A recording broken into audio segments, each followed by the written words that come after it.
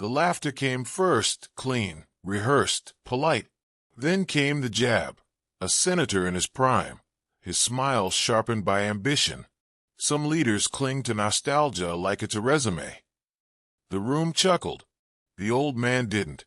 He set down his glass, adjusted his cuffs, and walked toward the stage. No notes. No reply. Just a voice that remembered what mattered. The chandeliers sparkled like crowns above the Washington National Portrait Gallery, casting golden light over the sea of tuxedos, silk gowns, and calibrated smiles. This was the American Legacy Gala, a place where history was toasted like champagne, and power slipped through handshakes like heat through glass. In the corner, by a bronze bust of Lincoln, stood Bill Clinton.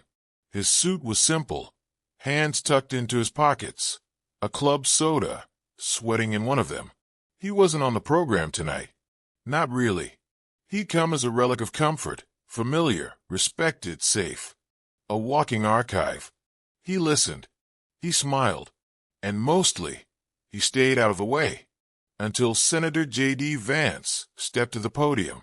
The crowd turned, the air shifted. Vance, sharp-featured, hungry-eyed, smiled like a man who knew how to hold a camera's attention. He greeted the room with a confident pause. His voice was smooth as glass. Tonight we celebrate legacy, but let's not confuse legacy with relevance. A polite chuckle. We honor those who once led, but leadership isn't measured in years served or speeches remembered. It's measured in how well you understand the world you live in now. The laughter sharpened. Clinton took a sip. Some of our so-called statesmen still speak like they're stuck in 1995. Like charm and saxophones are enough to heal what's broken. More laughter. Sharper this time. A few faces turned toward Clinton, curious, uncomfortable. We don't need nostalgia in a country gasping for truth. We need vision, courage, leaders who read the future, not rehash the past. Clinton didn't blink. He looked down, set his glass on the table beside Lincoln's bronze, and straightened his jacket. Then he walked to the stage. No announcement, no introduction, just footsteps and silence. The senator's smile faltered. A few claps tried to fill the tension and failed. Clinton reached the podium. He didn't look at Vance. He didn't look at the crowd. He looked straight ahead, into the moment, like he'd done 1,000 times before. And then he began. You know, the thing about memory is, it doesn't age like we do. It gets clearer, heavier, more true. His voice was warm, not loud, not defensive, just present. I heard a young man speak about leadership tonight. Passionate, articulate, and I respect that. I do. He glanced sideways, briefly, then back to the crowd. But let me tell you about a man I met in Pine Bluff, Arkansas. 1980. Name was Franklin Doss. Owned a 2-pump gas station and a dog with 3 legs. A faint ripple of chuckles. Franklin once told me, "You want to know what a leader is? It's the guy who sticks around after everyone else drives off." He stepped forward, both hands on the sides of the podium now. I've met kings. I've debated tyrants. I've signed bills and buried friends. But the clearest lessons I ever learned came from people who didn't have a podium. Silence. Real silence. Clinton didn't need applause. He had their attention. So call me outdated. Call me nostalgic. That's fine. But understand, those memories you mock, they're the reason I still show up.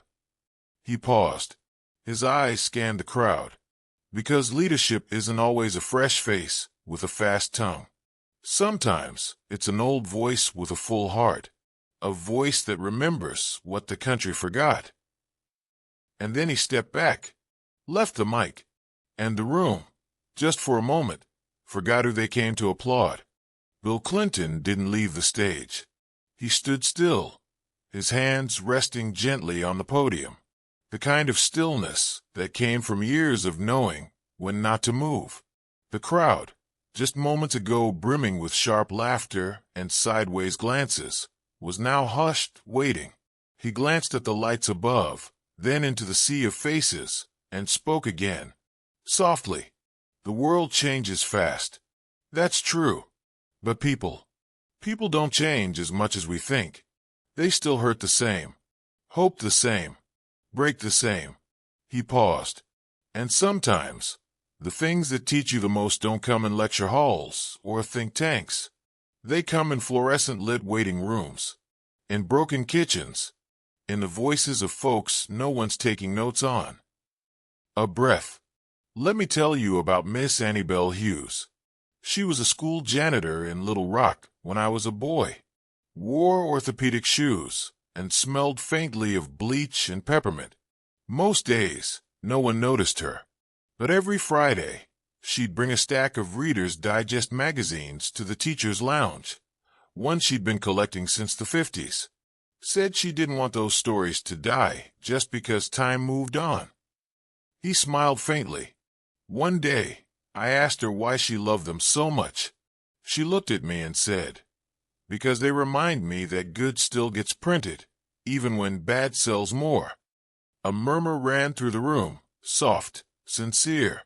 Clinton's voice stayed steady. Miss Annie never went to college, never stood at a podium, but she taught me that stories shape people, not slogans, not headlines. Stories. He let the weight of that sit, then continued. I met a man once at a VFW hall in Ohio. Vietnam vet. Called himself Jimmy Two Knuckles because he'd lost 3 fingers clearing landmines. Told me, "Mr.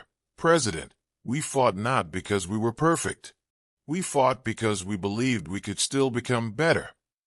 Clinton's eyes found Senator Vance at the edge of the room. Not confrontational, just focused. "I didn't interrupt you, Senator," he said calmly. "And I'm not here to debate you. I'm just here to remember what I was taught by people who bled for a flag before they ever questioned it." The room was still now, truly still. Clinton leaned slightly forward. "One winter in the 90s, I visited a shelter in Chicago. Bitter cold. Wind that would make you believe in punishment. There was a boy there, 8 years old, sat huddled next to his mother. I handed him a donated coat, worn 2 sizes too big. He looked at me and said, 'Is it okay if it smells like someone else?'" Clinton paused, his voice catching just for a breath. That boy, he didn't want a new coat. He wanted to know it was okay to inherit something, to wear the past with dignity. He looked down at the podium, then back up. "We talk about legacy like it's a mirror, but it's more like a coat. Doesn't always fit, doesn't always smell like you. But if it kept someone warm before, maybe it's still worth wearing." The room, hundreds of dressed-up men and women used to controlling the narrative, was utterly quiet. Clinton didn't need to raise his voice. He had theirs. "So, Senator," he said, his voice soft but pointed, "when you call men like me relics, remember that the country you want to lead was built by the very people you think time has passed by. I may be older, but I'm not out of touch. I'm in touch with people whose stories no one asks for, who still believe that truth isn't trendy and kindness isn't outdated." And then he let go of the podium. Didn't move. Didn't need to. The silence between his words said more than any rebuttal ever could. Bill Clinton shifted his weight slightly, his hands no longer resting on the podium, but gently clasped in front of him. His eyes swept the crowd, not to search for agreement, but to invite something rarer, silence that listens. He took a breath, the kind that carries memory. "I want to tell you about someone you've never heard of. His name was Tommy Redford. I met him in the early 80s, back when I was governor, back when I thought policy was the answer to everything." The crowd watched, their eyes softening. Clinton's voice lowered, not dramatic, but intimate, the way a grandfather speaks when he knows the story will be the lesson. Tommy was a janitor at a vocational school in a town most maps forgot. Bald at 30, wore the same windbreaker year-round. I don't remember ever seeing him without a mop or a stack of broken things he was fixing. One night, after a community meeting, I stayed late to talk to a teacher, and when I left, there was Tommy, still there, on his knees, scrubbing gum off the tile. I said, "You don't have to do that now. No one's watching." Clinton smiled, but it wasn't the practiced smile of politics. It was slower, earnest. Tommy looked up and said, "That's exactly why I'm doing it now." The room didn't move. I remember laughing, but he didn't. He stood up, leaned on the mop, and said, "Governor, the job isn't clean when people are looking. The job is clean when it's clean." And I stood there in my expensive shoes and perfect tie, and I realized I'd just been taught a lesson I hadn't learned at Georgetown or Oxford. Clinton glanced towards Senator Vance. We talk a lot about values in this room, about character, about truth. But I learned more about those things from a man with no platform, no followers, and no microphone than I did in 100 Senate hearings. He let that settle. A few years later, I heard Tommy passed, collapsed in the hallway after patching a busted pipe. The whole school shut down for his funeral, not just because he was loved, but because everyone there knew what he carried. Clinton's voice faltered for the first time. Barely. They said he once paid a student's electric bill without telling anyone, bought books for kids who didn't know how to ask, stayed after hours so no child would have to walk to the bus alone. A pause. A breath. He was just a janitor. But in truth, he was an educator of hearts, a quiet steward of decency, and I have carried his lesson every day since. The room seemed smaller now. Not less grand, but less distant. Clinton leaned back toward the podium. We talk about education like it's a pedigree, like it's a thing you hang on the wall. But the best education I ever got came from Tommy Redford, with a mop in his hands and a spine made of quiet principle. He looked out across the rows of bright gowns and dull pride. I remember people like Tommy because they were the ones who remembered all of us.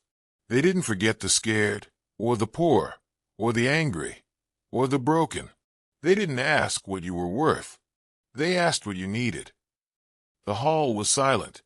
No coughs. No shifting chairs.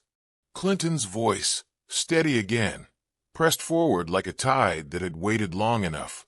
So when someone says I'm a relic, that I don't belong in this moment, I think about Tommy. About who we leave behind when we crown ambition as wisdom. He turned slightly, eyes catching J.D. Vance again, not as a challenger, but as a man still learning.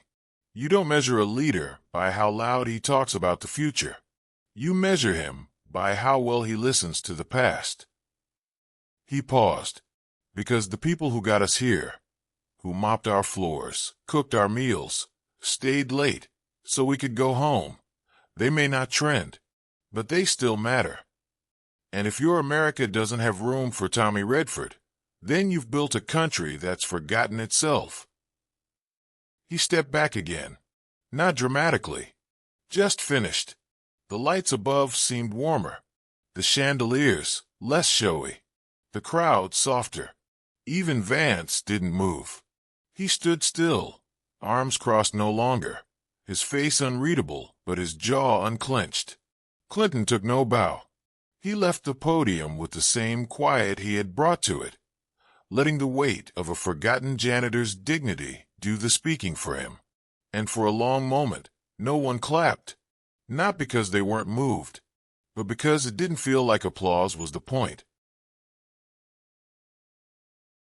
The chandeliers no longer sparkled, or maybe they did, but the people beneath them were too still, too altered, to notice. The applause hadn't come, not at first.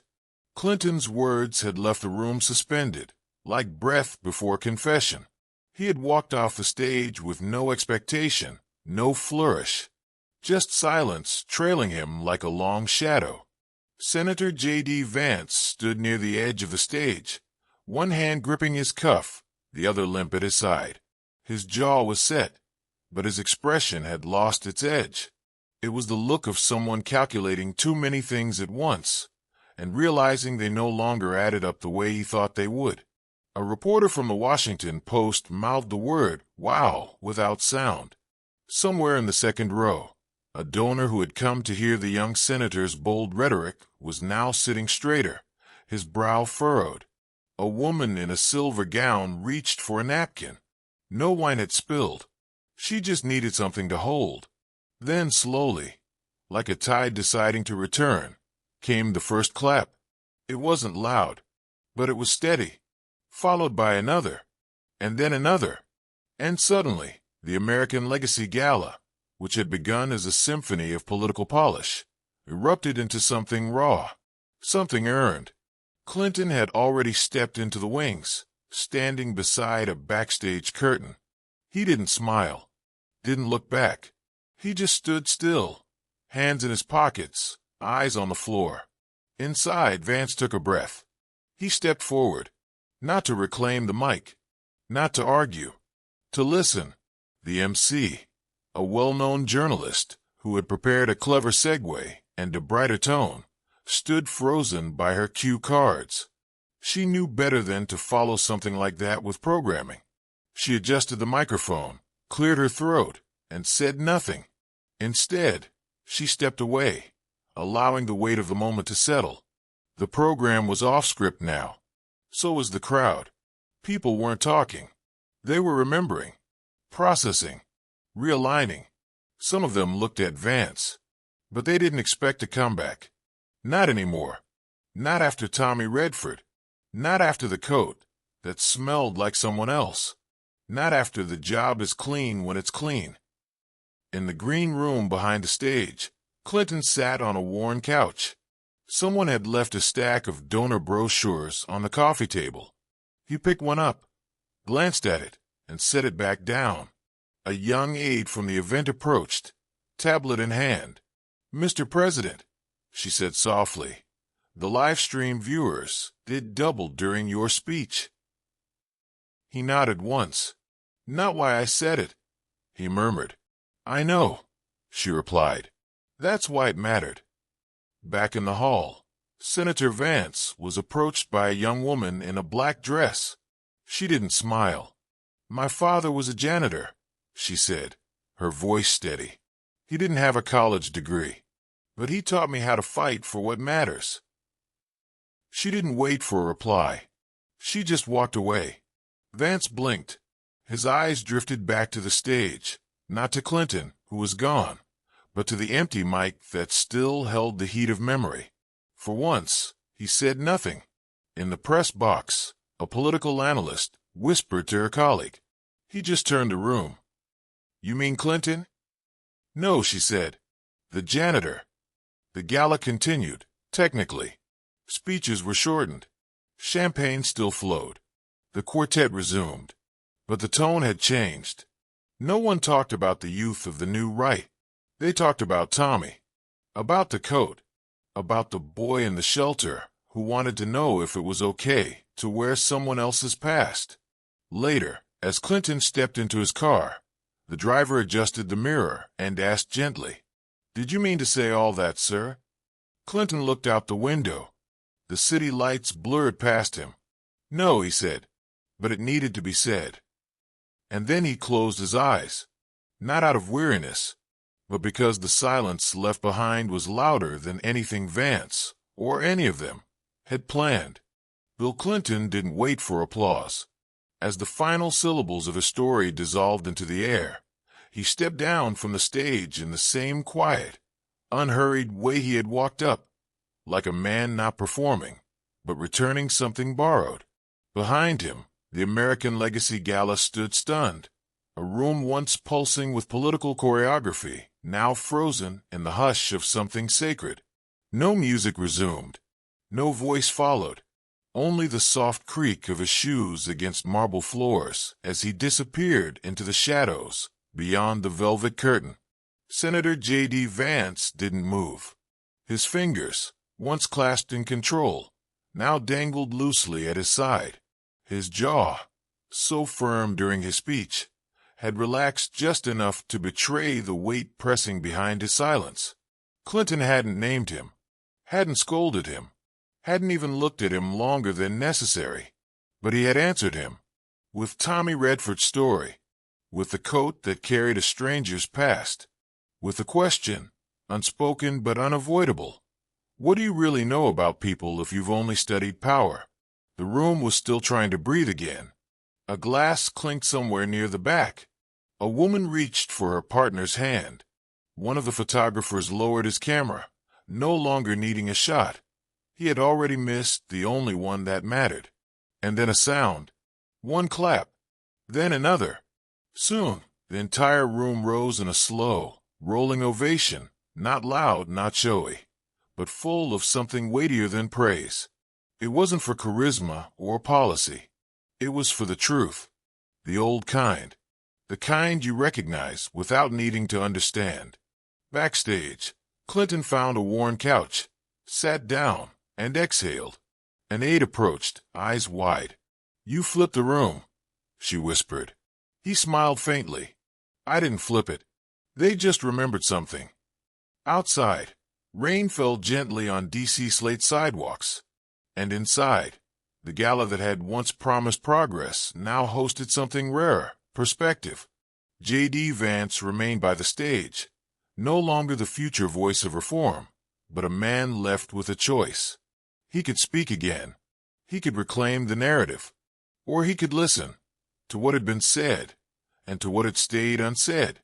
People passed by him without comment, but one stopped. A young woman, maybe early 20s, with a program rolled tight in her hand. "My father was a janitor," she said softly. "You reminded me why I'm proud of that." She didn't wait for a reply. Later, Vance sat in the back seat of his car, the city lights casting flickers of gold across his face. He stared at his phone. It was full of news alerts, headlines, clips, but he didn't open any of them. He scrolled instead to an old photo. His grandfather, standing on a rusted porch, cigarette in one hand, grease under his nails. He whispered something to no one. Maybe we forgot who the country's really built for. In the days that followed, the story of the night spread beyond Washington. Not a scandal, not a spectacle, but as testimony. News anchors replayed Clinton's voice, quiet and steady. "The job is clean when it's clean." And suddenly, across coffee shops, classrooms, and town halls, the name Tommy Redford became more than a man. It became a standard, a question. What would Tommy do? Weeks later, Vance stood before a small-town crowd in Ohio. No podium, no tie, just a story. About his grandfather's porch. About fixing a radiator with duct tape and pride. About what it meant to show up when no one was watching. And for the first time, he didn't quote data. He quoted dignity.